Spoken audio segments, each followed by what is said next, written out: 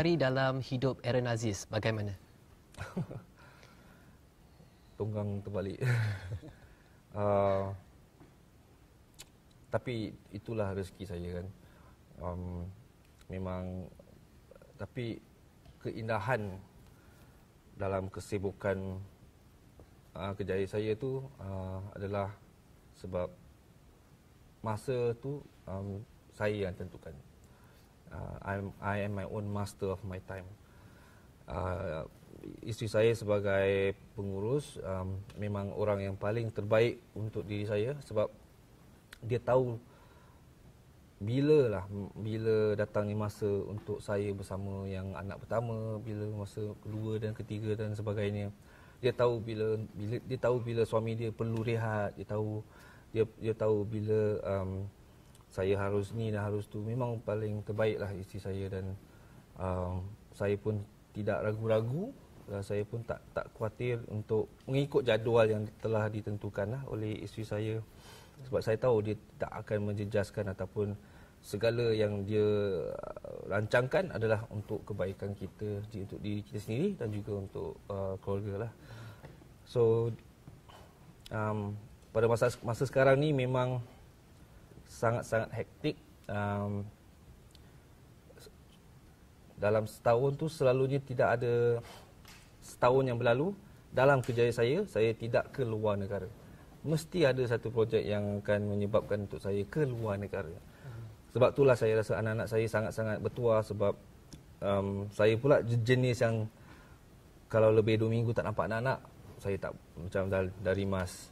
Dan saya akan ke tahap seperti dah terlalu rindu, saya tak mahu berbual dengan anak saya melalui telefon. Saya tak nak. Sebab bila dah dengar suara, dah tak boleh konsentrate kerja. Sampai ke tahap macam tu, sanggup tak nak dengar, tak nak berbual langsung. So itu yang menyebabkan di mana anak-anak saya mengikut saya ke luar negara. Saya kalau shoot kat Cape Town buat Fear Factor pun dua-dua kali anak-anak datang. So saya bertuah sangatlah anak-anak saya dapat bekerja dan juga menjalankan tugas saya sebagai seorang ayah. And walau penat macam mana, walau sibuk macam mana, walau pening, memang seribu macam perkara yang boleh membeningkan kepala otak saya ni, tetapi saya rasa worth it. Dan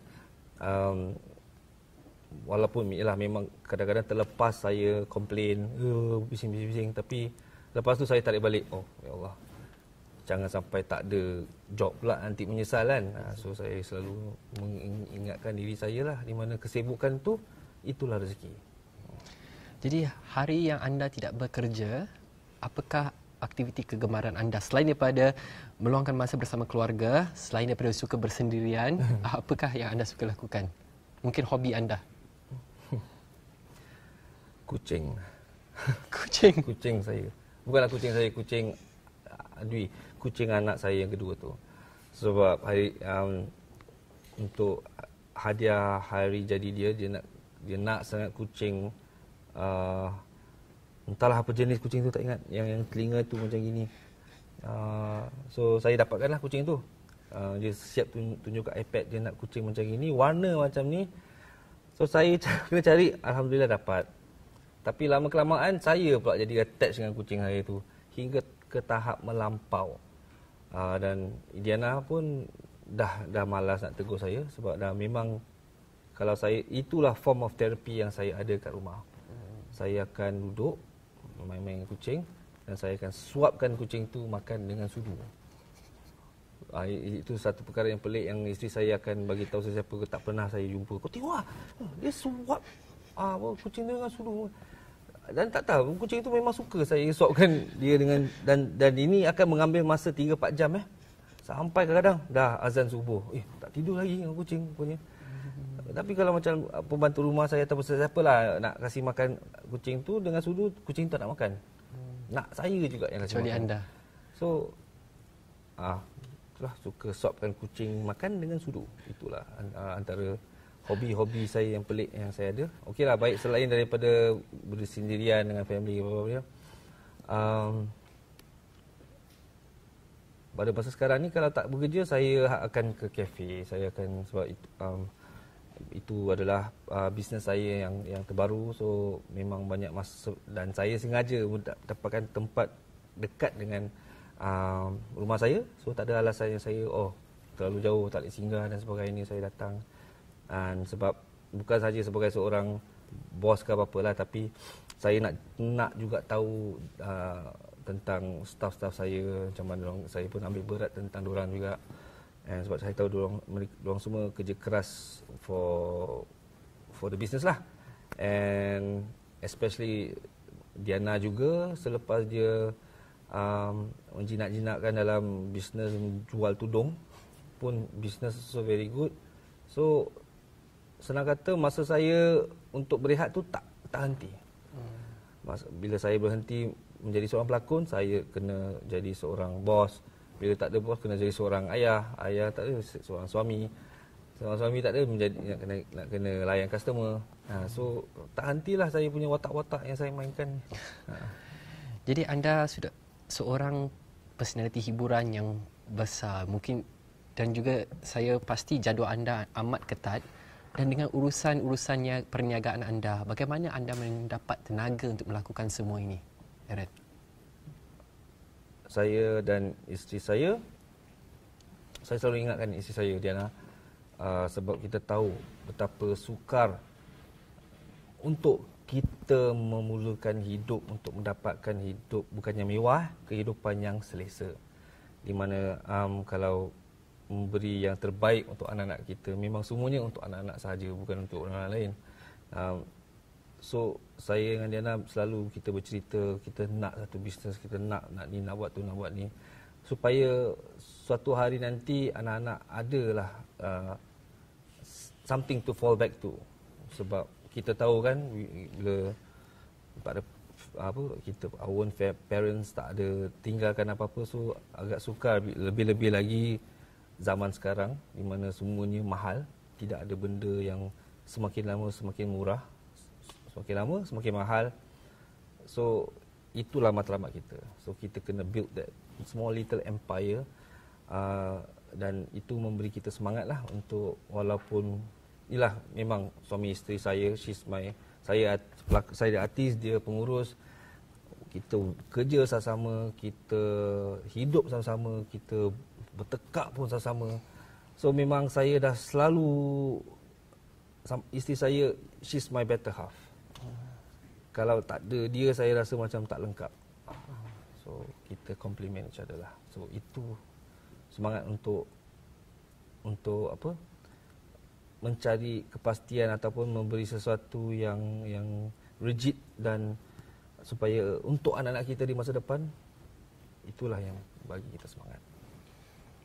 Apa yang boleh diperhatikan ya, Aaron, apabila ada kritikan-kritikan terhadap Aaron sendiri, Aaron tidak begitu endah tentang kritikan-kritikan itu. Mengapa? Dan kedua, adakah kritikan-kritikan ini menguatkan lagi azam untuk terus berada di industri hiburan? Dah nak dekat lebih 14 tahun, 15 tahun saya dalam bidang ni. Dah jadi satu kebiasaan, dah lalilah dengan bila orang berkata. Sebab kita, yang pertama, kita tak boleh hentikan orang nak kata apa-apa. Memang orang berhak, walaupun orang sampai mendatangkan fitnah pun, itu hak mereka lah kan. Yang pertama, saya tak mengindahkan ataupun saya tidak mengizinkan benda-benda remeh macam tu mengganggu emosi saya, mengganggu fikiran saya. Sebab sebagai seorang personality, public figure, pelakon, artis, apa-apa, kalau kita sedikit sebanyak kita nak mendengar komen-komen yang baik, kita nak juga orang puji kita, ataupun bukan kita meminta pujian itulah, tapi best lah cerita tu, best lah cerita ni. Kalau kita nak dengar benda macam tu, kita pun kena standby lah untuk menerima perkara apa tu pun, bisik-bisikan yang negatif, yang letak munasabah yang entah apa-apa pun, kita kena terima jugalah. Kita tak bolehlah nak kau kena cakap benda-benda yang baik pasal aku, tak. Nak cakap benda yang tak elok pun tak apa. So pada saya dah normal. Second thing, saya tak, sebab apa yang orang mengatakan tu, kalau benda yang tak betul tu, sebab saya bukan senang goyang sebab saya tahu benda tu tak betul. Kan, dan orang akan tahu adakah Aaron macam tu ke tidak. So orang yang sebab saya dengan pendirian saya tahu saya bukan macam tu. Dan tak ada reason untuk saya nak goyang kalau tiba-tiba satu story keluar apa-apa, saya nak cari jenis source of that story, nak cakap, nak kena respon, nak kena pada saya. Sebab kalau orang mendatangkan fitnah tentang diri kita, saya rasa alhamdulillah. Dan memang formula tu sangat-sangat menjadi, dan sampai isteri saya pun boleh ibu macam itu, sebab biar orang nak cakap buruk pasal kita, biar orang nak buat fitnah, biarlah orang nak caci kita kat internet, sampai isteri saya pun kena tempias, kena apa-apa. So biarlah kita ketawakan. Sebab kalau kita, itulah yang di mana Allah murahkan rezeki kita, kan. Sebab lagi orang fitnah, lagi kita doa, lagilah kita dapat ganjaran ni, kan. So pada saya, buatlah fitnah banyak-banyak yang untung saya, kan. So saya tak, betul lah. Tetapi orang nak cakap apa tentang diri saya tak kisah. Memang 100% tak kisah langsung. Tetapi bila komen-komen mereka terhadap anak-anak saya, terhadap isteri saya ataupun family, saya rasa saya tak boleh diam. Saya tidak akan diam langsung, dan saya akan respon sewajarnya. Sebab itulah tugas saya sebagai seorang ayah. Saya harus protect anak-anak saya. Saya harus protect isteri saya, dan saya tak akan mendiamkan dirilah kalau dah ke tahap yang melampau. Terima kasih. Baru-baru ini saluran E-Entertainment melihat anda sebagai bintang besar Asia. Mungkin anda lah personaliti Melayu pertama, ya, Aaron, yang dipaparkan di saluran E-Entertainment ini. Apakah sudah tiba masanya Aaron keluar dari Nusantara ini untuk menjadi satu bintang Asia pula? Wow. Bila saya dapat berita ataupun menerima email tentang rancangan E-Channel tu, memang saya sebesar hatilah. Dan kalau nak tanya sesiapa yang rapat dengan saya, kawan-kawan saya ke family saya yang kenal saya sangat, especially Diana, diorang akan katakan yang saya tak pernah imagine ataupun merupakan diri saya seperti mana yang diceritakan dalam rancangan tu. Saya rasa ada lagi bakat-bakat besar di luar negara Indonesia, Hong Kong yang lebih terhebat lah. Cuma saya rasa alhamdulillah saya terpilih. Mungkin itulah pergerakan, mungkin itulah dah ditakdirkan. Kalau kita sabar, kita diam, kita tak perlu retaliate tentang apa-apa. Sebab mungkin itu ganjaran saya. Sebab sebelum tu adalah satu story tentang orang yang mempertikaikan kemenangan saya, menang anugerah bintang paling popular di Malaysia tu. Sebab saya, mungkin itu ganjaran saya. Sebab kau sabar, Allah bagi benda macam itulah yang dikatakan darjat ataupun berkat. Berkat. Contohnya macam tu. So memang saya tak mencari. Saya pun tak mencari, saya pun tak minta. Saya bukan jenis tak dicalonkan. Kenapa saya tak dicalonkan? Saya sepatut dicalonkan. Saya tidak akan macam ke tahap macam tu untuk membuktikan kenapa saya harus dapat. Kalau saya tak dapat tu, tak dapatlah. Dapatlah, kan. So itulah perkara yang saya selalu mengingatkan anak-anak seni yang baru nak masuk bidang macam ni. Jangan mencari, tak payah nak kejar benda-benda macam tu. Kita asahkan diri kita sendiri dengan bakat yang tajam. Asahkan diri kita dengan disiplin yang orang boleh segani. Itu utama. Benda-benda macam tu tak berapa penting. Saya rasa dapat pendirian di mana orang hormati kita lebih better lah daripada kalau orang anggapkan diri kita sebagai satu artis yang besar dan yang dipuji ataupun apa-apa. So saya tak naklah sampai tahap macam tu. Pada saya inilah kerjaya saya. Inilah sumber rezeki di mana saya meletakkan anak-anak saya untuk sekolah yang bagus-bagus. Saya dapat apa-apalah untuk family. So that itulah ganjaran dia kalau kita bersabar dengan kritikan yang tak munasabah lah. Anda katakan tadi pengalaman anda, penglibatan anda dalam dunia hiburan adalah secara tidak langsung, ya, secara kebetulan. Anda mula dalam bidang peragaan atau modeling dan kemudian masuk dalam bidang lakonan. Di manakah anda belajar teknik-teknik lakonan? Kami fahamkan antara mentor-mentor anda pada ketika itu ialah Lim Yu Beng misalnya. Ada tak mentor-mentor lain yang anda belajar bidang lakonan, tak kiralah di Singapura ataupun di Malaysia? Bagaimana, Aaron? Saya masih ingat sangat-sangat clearly. Pada permulaan bila saya dah masuk bidang lakonan ni, saya buat research sendirilah. Different types of acting. Itulah saya rasa kali terakhir saya ke library untuk mendapatkan satu buku di perpustakaan. So di mana saya belajar tentang method acting. Ada separuh daripada pelakon-pelakon kat luar tu yang merasakan method acting tak berapa hebat. Tapi saya selesa dengan cara method acting tu. And bila saya baca siapakah antara pelakon-pelakon method yang berjaya di dunia ni lah. So of course kita talk about pelakon-pelakon dari barat lah, Hollywood, everything. Contohnya Edward Norton, Al Pacino, Matt Damon. Diorang guna dia method actors. So saya rasa kalau saya ikut cara macam tu, saya rasa not so bad. Bukan satu perkara yang orang akan pandang kita rendah. So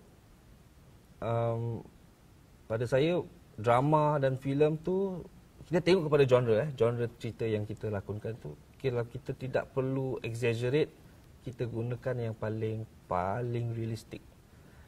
So the lakonan ni is bukan hanya acting, is about acting and kita reacting. Kita react and react. Act and react, ya. So itulah yang saya gunakan lah.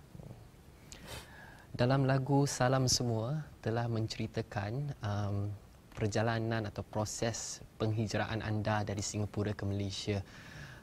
Satu cerita atau lagu yang agak menyayat hati, ya, dan telah pun ditonton oleh jutaan, kalau tidak salah 1.6 juta views, ya, di YouTube. Boleh tak Aaron rangkumi cerita sukar anda pada awal penghijraan anda pada ketika itu? Okey, baik. Sebelum saya kongsikan cerita tu, mungkin saya nak memberi lebih keterangan tentang lagu Salam Semua. Lagu Salam Semua tu bukan saya yang reka, bukan saya yang bukan keputusan saya untuk nyanyi ataupun bernyanyi ke rap ke bersuara dalam lagu tu. Saya pun tak tahu apa yang saya buat. Walaupun saya adalah executive producer untuk album tu, sebab Slick yang buat lagu tu. So saya tanya, ni lagu untuk apa? So dia kata, oh lagu ni memang khas untuk abang. Because diorang nak buat satu lagu tentang dia, sebab apa yang diorang dari segi Slick, apa yang diorang tengah lalui pada masa tu is exactly apa yang saya lalui. Bila diorang kena harus tinggalkan family yang tersayang untuk datang untuk cari rezeki kat negara orang lain. Diorang melalui yang benda yang sama dan memang sedang lalui lah benda yang sama jugalah. So itu yang menyebabkan saya, so saya kena nyanyi, so lirik pun saya tulis sendiri, di mana saya lirik tu memang tepat pada dari segi perasaan pribadi saya, tepat juga kepada apa yang saya terima ataupun apa yang terjadi kepada diri saya sebagai seorang pelakon dalam bidang ini. So lyrics tu memang sangat sesuai, di mana dulu saya pernah dikritikkan muka, bakat kat wajah kan, bakatnya kat wajah bukan bakatnya di lakonan. Dan saya terima dan saya bekerja keras, saya asal dan saya dapat buktikanlah, bukannya saya ini bukan hanya dari segi rupa sajalah. And jalan cerita dalam music video tu, sebab oleh kerana dorang dah buat lagu tu tentang penghijraan saya, so saya terpaksalah untuk visualize dari segi apa yang kita lihat dalam music video tu. Memang saya terpaksa kongsikan dengan orang ramai lah. Masa saya mandi dekat petrol station, saya tidur dalam kereta dan sebagainya. Memang survival lah dulu. So memang agak susah lah, sebab walaupun saya bertapak kat KL selepas memenangi Pesta Perdana kan, artis paling popular, tak silap saya 2 kali, lepas tu dapat nombor 2 sekali. Well, 3 tahun turut lah kan saya dicalonkan dan menang. Bila saya masuk Malaysia tu, saya tidak membawa ataupun menampilkan saya artis top. Tak. Saya tidak letak harga. Apa job yang saya diterima, saya ambil. Dan saya tak pernah demand. Dan mungkin orang dengar tu, oh alah okey lah. Tapi memang bila tak demand tu sangat-sangat affected tau. Dari segi kalau kita tak nak demand. Bila saya cakap tak demand tu, memang kalau orang dengar tu, orang tak dapat visualize berapa susah ataupun berapa affectednya diri saya bila saya tak demand. So saya beri gambaran kalau kita tinggal kat Singapura, orang tahulah kan, nilai wang ringgit di Singapura tu memang sangat tinggi. Dan bila kalau kita dibayar ringgit Malaysia tu, memang lebih separuh, kurangnya lebih separuh. So bila saya tak demand tu, apa yang saya dapat, contohnya ada juga masa di mana saya dalam masa sebulan cuma dapat dalam 3-4 ribu ringgit. Dan 3-4 ribu ringgit tu bila kita dah tukar dolar Singapura tu, berapa sahaja kan. Masa tu saya ada kereta, saya ada rumah, potong-potong tu tinggal tahap. So sampai saya bagi Diana 90% yang saya ada, saya cuma simpan 10% untuk diri saya. 100 ke 200 tu saya simpan ringgit So memang sukarlah. Lebih-lebih lagi masa tu saya dah ada anak pertama dan isteri Diana pun masa tu tak kerja. So sokongan yang Diana bagi kepada saya tu pun sangat menggalakkan. Dia memberi saya semangat. Dia memahami, dia tunjukkan kepada diri saya yang dia fahami, dan dia tunjukkan kepada diri saya supaya saya, bila saya nak tiap kali saya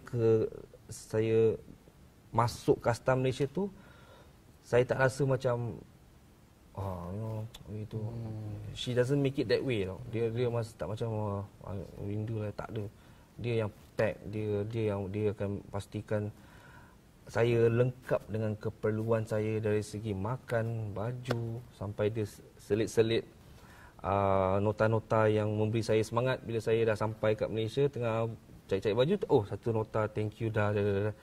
So benda-benda macam gini yang kasih saya, yang keeps me going lah kan. Dan saya awak pun tahu pada masa tu, sebab saya pernah berserumah dengan awak di KL, yang macam mana kita survival tu. Tapi betapa susah pun saya tidak mengizinkan that difficulty untuk menghindari saya untuk kerja lebih keras. sebab saya tahu ada ramai orang kat luar sana yang lebih teruk, yang lebih susah dan tak cukup makan pun ada kan. And saya masa tu pun sebab mungkin peluang saya rasa tersekat di Singapura. So bila saya masuk Malaysia tu memang lillahi ta'ala, saya bukan nak cari glamour.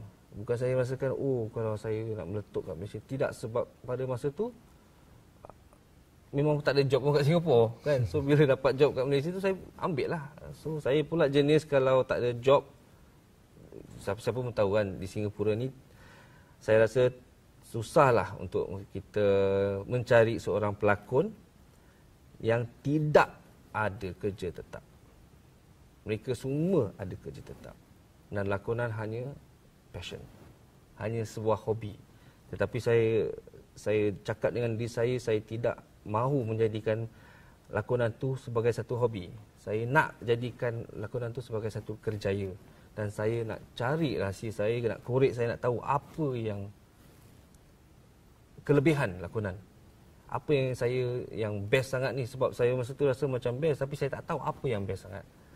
Memang bukan populariti dan bukan RM1 yang saya terima tu, sebab kalau sesiapa yang lalui apa yang saya lalui mungkin akan patah semangat separuh jalan. Tak boleh lah give up. Tapi oleh kerana sokongan yang saya diberi oleh family, dari isteri, dan bila saya tengok imagine anak saya tu, so saya rasa tak boleh lah. Saya terstruggle, memang harus. Rome was not built in the day. Kan, Great Wall China bukan hari ni buat, besok siap.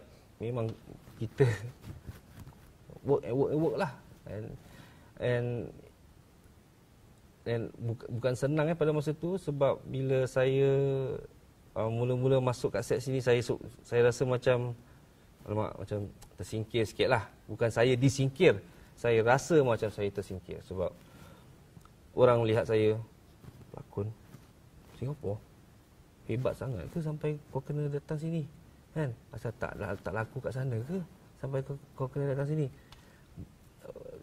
Benda-benda macam itu yang saya tahu, yang sedang dibualkan apa tentang diorang tengah bercakap-cakap pasal isu tu. Tapi tadi saya tak adalah sampai saya dah menang 3 tahun kat anugerah, saya menang kan. Saya tak macam tu, sebab saya tak apalah, kalau itulah apa orang pemandangan mereka tentang diri saya, dan saya rasa macam okeylah.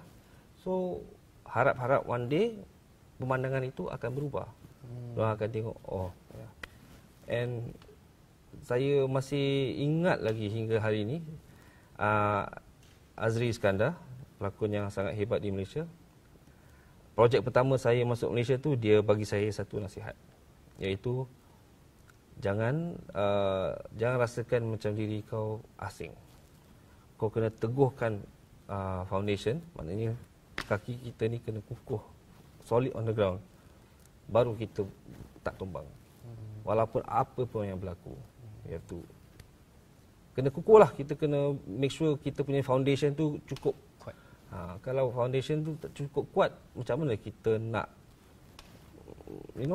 bergerak dan sebagainya lah. So saya rasa semua orang lagu Salam Semua tu bukan hanya sebagai seorang pelakon hijrah ke nak jadi seorang pelakon ke negara lain, tapi tak, itu saya rasa semua orang akan lalui benda yang sama. Biar orang yang tinggal di kampung nak ke KL pun cari rezeki, kita ke luar negara, apa-apalah, orang yang kerja kapal pun, I think they went through apa yang saya went through, same thing, cuma bidang yang lain lah. Tahun depan 2015 genap 10 tahun Aaron telah bertapak di Kuala Lumpur, dan Aaron sudah pun mempunyai status penduduk tetap di sana. Adakah Aaron akan terus kekal di Kuala Lumpur? InsyaAllah. So setakat ni memang saya terlalu banyak sangat tanggungjawab yang saya tubuhkan sendiri, yang saya sendiri cari tanggungjawab yang terlalu banyak untuk saya tinggalkan Malaysia. Tetapi tidak bermakna saya lupa dari asal saya dari mana. Saya lupa permulaan saya di mana. Saya tak. tak langsung. Memang saya sedia kala saya memang sentiasa akan tolong ataupun memberi bantuan kepada anak-anak seni dari Singapura ni, siapa-siapa pun yang saya kenal, untuk bantu mereka seperti mana saya diberi bantuan. Sebab itulah saya macam Adi Putra, pada masa tu saya yang tolong dapatkan dia, first time dia berlakon dengan Iman Fatimah. Saya bantu Syah Iskandar, saya beri Suhaila Salam peluang untuk berlakon filem Sleek dan macam-macam. So pada saya bukan jenis lokek. Kalau saya ada something yang saya boleh kongsi dengan rakan seperjuangan saya akan kongsi. Saya tidak akan merasakan kau persaingan aku. You are my competition. Aku tak boleh kasih kau rahsia aku. Saya tak macam tu. Saya akan bagi rahsia apa yang ada, saya akan kongsi. Sebab itulah prinsip saya lah. Anda telah dilimpahkan dengan berbagai anugerah, ya Aaron. Boleh saya bacakan di sini: pelakon filem pembantu terbaik anugerah skrin 2010, anugerah bintang popular 2011 dan 2013 baru-baru ini, anugerah pelakon televisyen lelaki popular 2012, anugerah pelakon filem popular 2011 dan 2013 Berita Harian Malaysia dan di Pesta Perdana Suria.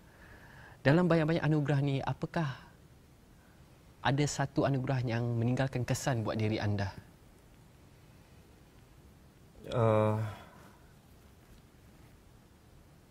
Of course lah, anugerah bintang paling popular Berita Harian. Dua anugerah tu yang pada saya sangat-sangat bermakna, kerana bukan senang, memang sangat-sangat sukar untuk anak seni dari Singapura memenangi kategori itu. Dia bukan hanya satu kategori, tetapi ia adalah overall.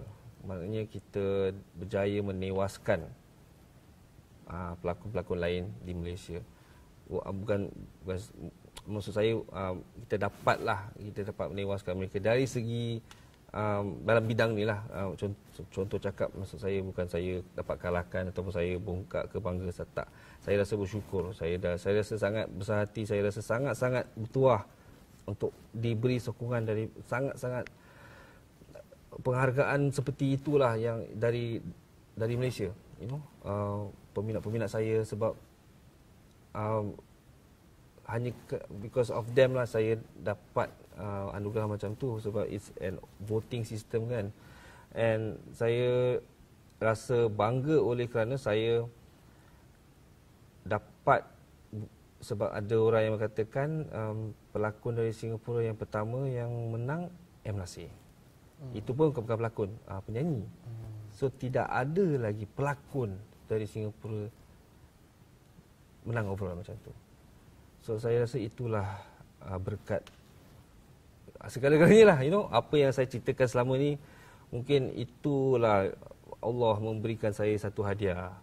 Kan, kalau kita ikhlas lah, pada saya kita ikhlas dengan kejayaan saya ikhlas bergambar dengan peminat, saya ikhlas untuk lakukan satu charity ke apa-apa ke. Semua kalau kita ikhlas tu, insya-Allah adalah something in return. And bila saya dapat status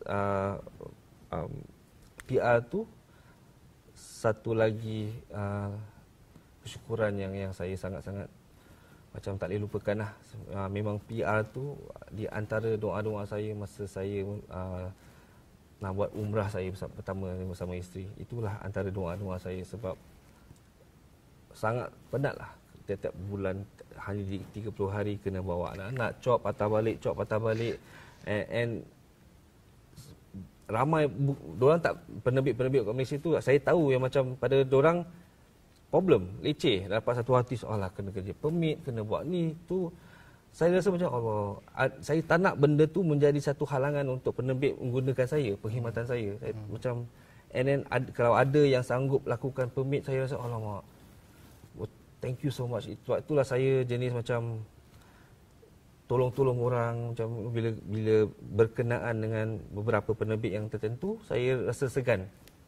Kalau diorang perlukan bantuan saya, nak saya lakukan, saya akan lakon tanpa letak harga, sebab banyak bantu saya. So dapat PR tu memang alhamdulillah senang. Nak apa-apalah, you know. Anda di antara personality yang mempunyai syarikat produksi sendiri. Di antaranya Aaron Aziz Production. Yang kini anda telah di bawah naungan anda antaranya ialah Slick misalnya. Dan saya rasa usaha anda untuk menonjolkan Slick berbaloi selama ini kerana Slick saya rasa semakin maju. Ada tak personality yang anda rasa anda ingin kembangkan sayap di bawah naungan Aaron Aziz Production ini?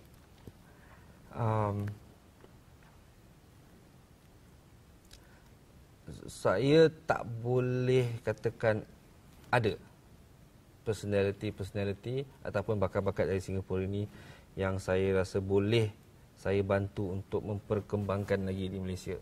Tidak oleh kerana bila saya membantu Slick,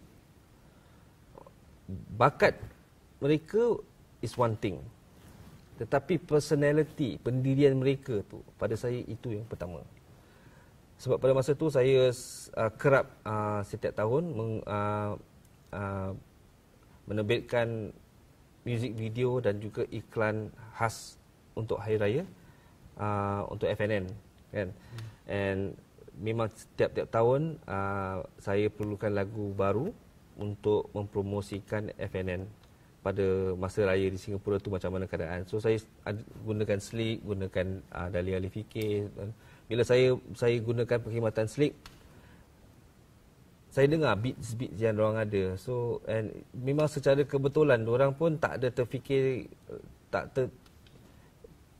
memang tak menyangka lah yang saya tiba-tiba boleh offer dia macam tu sebab bila saya tanya diorang, pada itulah masanya saya baru kenal inilah Syarif, inilah Alif kan. So bila saya tanya, bukankah you ada satu lagu yang meletup cun saja kat Malaysia tu? Itulah. So bila saya dengar cerita diorang kes kena tipu, album pun tak tahu ke mana, payment pun tak dapat. Saya rasa macam saya tergerak hati macam entah, walaupun saya tak tahu apa-apa langsung tentang dunia muzik ini, tapi saya cakap dengan isteri saya nak bantu dua budak ni. Sebab saya tengok diorang ada passion, diorang memang ada bakat, dan saya rasa tak salah kalau saya bantu Slick. So ini bermaksud bukan saya tidak membuat satu list di mana saya memilih ataupun saya talent scouting. Okay. Memang secara kebetulan Aaron Aziz Productions bukan satu syarikat talent agency. Memang bukan. It's just that because saya menggunakan itu syarikat untuk mempromosikan Slick lah. So memang saya tak talent scouting. So saya tengok anak Melayu kita masih muda, rajin, berbakat, personality bagus, saya boleh bantu, saya bantu. So memang saya tak ada memilih kasih ke apa-apa.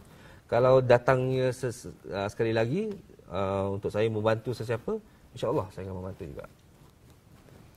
Soalan terakhir saya buat segmen kedua ini, boleh dikatakan anda sudah lali dengan kekata ini, behind every successful man there is a woman, and this woman atau perempuan yang dikatakan ini adalah Diana Halik, isteri anda. Apakah benar jika dikatakan kalau tiada Diana Halik, tiada Aaron Aziz yang kini? Memang Diana played a very very very big part dalam kejayaan saya. Dialah sumber segala inspirasi. Dialah sumber segala semangat. Ialah kalau kita nak ceritakan selepas ibu kita masing-masing lah kan. Isteri tu entah, saya rasa macam God send. Allah telah memberi saya satu pasangan ataupun seorang teman hidup saya di mana kita boleh bekerjasama, yang boleh membantu saya. And memanglah kalau tanpa Diana, Aaron Aziz takkan wujud. Itulah saya rasa sebab Diana sanggup bukan senang tau kalau untuk seorang isteri yang tengah mengandung kan, tahu pula suami dia kat negara orang lain berlakon dengan pelakon-pelakon cerita lain, boleh mendatangkan satu stres ataupun fikiran yang negatif yang kalau boleh jadi satu topik untuk bertengkaran yang agak besar lah dalam sebuah rumah tangga tu kan. So saya rasa dia sangat kuat. She's very strong will and sangat-sangat understanding. Dan memang pun masa saya berkenalan ataupun pertama kali saya jumpa Diana tu memang kat set juga. So orang the words how it goes, di manakah tumpah kuah kalau bukan kat nasi ya. Something like that lah. Macam tu.